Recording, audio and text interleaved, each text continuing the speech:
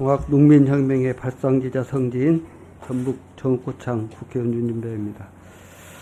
먼저 강호동 중앙회장님 취임 축하드리고요. 취임 100일이 되신 거죠? 예, 그렇습니다. 네. 또 국제협동조합 농업기구 회장 취임 축하드립니다. 감사합니다. 최근에 이제 집중호우 발생했는데 우리 중앙에서 긴급 재해대책위원회 개최하고 또 지역 현장을 방문해서 피해 조사 이런 활동들을 하신 거 저는 신선하게 느꼈어요. 좀 새롭게 이렇게 적극적인 행보가 이루어지고 있다 이런 생각을 했습니다. 파악된 피해는 얼마 정도로 추계가 됐나요?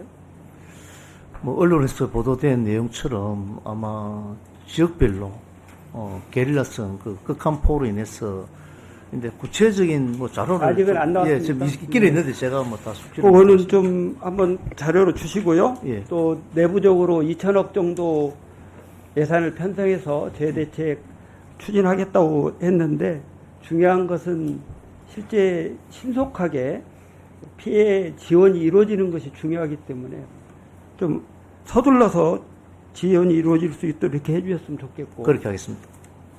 또 취임 목표로 농업소득 3천만 원 달성하겠다. 예. 그러면 지금 1,000만 원대니까 3배를 올리겠다 이런 목표를 제시하셨는데 이 부분에 대한 구체적인 마스터 플랜이 있으실 거로 생각되는데 그 부분은 자료로 좀 제출해 주셨으면 좋겠습니다. 우리 존경하는 이모선 의원님 질의에 이어서 좀 말씀드리고 싶은데 농식품부에서 쌀값 안정화 정책으로 15만 톤 격리하겠다고 했는데 우리 농협하고 소위 10만 톤을 인수받는 농협하고 협의도 안 됐다는 점, 또 5만 톤 사실은 격리하겠다는 내용이 농협 분량이 4만 4천 톤인데 농협하고 협의가 안 됐다고 그러니까 진짜 어처구니가 없는 그런 행정의 난백상을 발견한 것처럼 보이는데요. 혹시 박성 대표님, 예. 이쪽으로 좀 나와주시겠습니까? 시간 좀 주세요.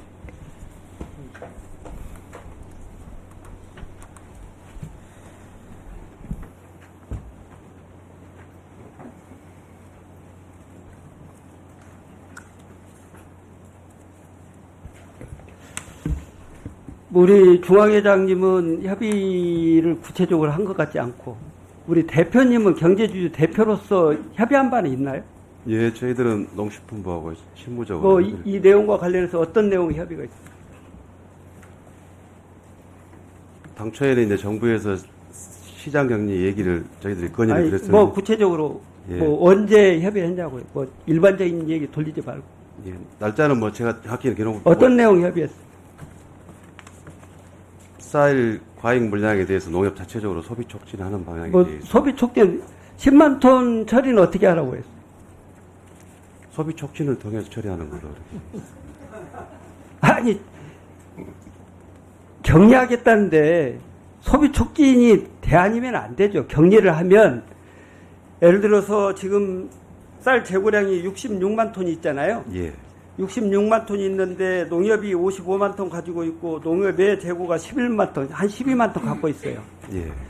그러면 시장 격리를 하려고 그러면 사실은 농협이 보유하고 있는 재고 물량이 아닌 시장 물량을 격리해야 이게 마땅한 방법인데 그것도 안 하고 농협에 가지고 있는 10만 톤 알아서 격리하라고 그러고 또 정부에서 5만 톤 격리한다는 것도 농협 재고량 4만 4천 톤이 똑같고 그러면 이 내용은 농협이 가지고 있는 재고량에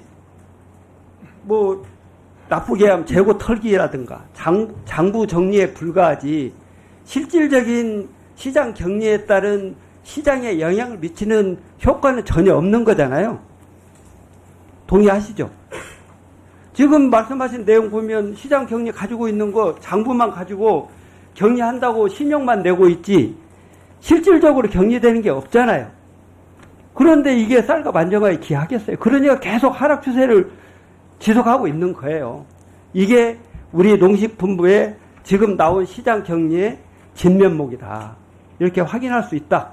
이 점을 지적하고요. 이 구체적인 내용은 뭐 국정 감사를 할 때 이 관련된 내용을 좀 정리하기로 하고요. 또 하나는 지금 쌀값이 작년 10월 대비해서 한 14% 이상 떨어져서 한 15% 지금 되던데, 예. 이렇게 되면 농협에서 재고량으로 가지고 있는 재고 쌀값 전체적인 자산 예.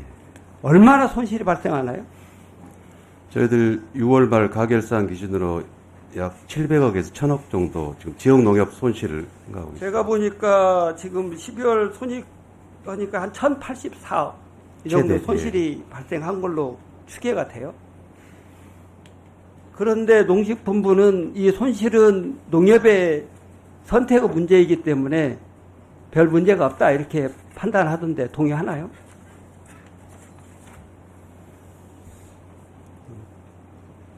말하기가 어렵죠?